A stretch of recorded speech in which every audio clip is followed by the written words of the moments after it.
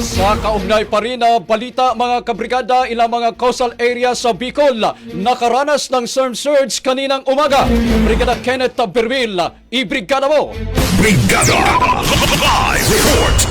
Hindi pa man nakakaranas ng pagulan ng ilang bahagi ng Bicol Region dahil sa paparating na bagyong Pipito, nakatikim na agad ng storm surge o daluyong ang ilang coastal areas sa Kabikolan. Pasado alas 6 kaninang umaga nang bigla na lamang umapaw ang tubig sa dagat na kung saan ay kinaalarma ng ilang mga residente sa barangay Lourdes, Tiwi, Albay. Pati ang isang kabaong binuhat na ng mga residente sa nasabing barangay para dalhin sa mas ligtas na lugar. Inabot naman ng ilang mga kabayan sa barangay Hunop, Malinaw, Albay ngayong araw dahil sa pagtaas din ng tubig sa kanilang lugar.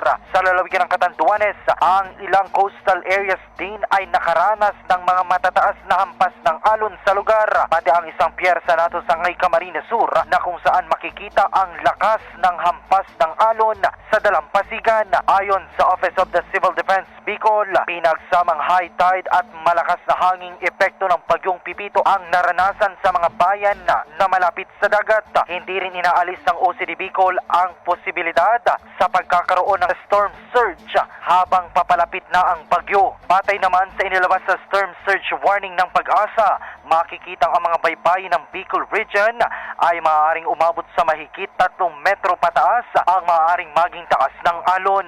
Sa ngayon mga kabrigada, puspusa na ang isinasagawang mga paghahanda sa iba't ibang mga probinsya sa Bicol dahil sa paparating na bagyong Pipito. In the heart of changing lives, ito sa Brigada Kenneth Bermil ng Brigada News sa from Bicol, the Music and News Authority.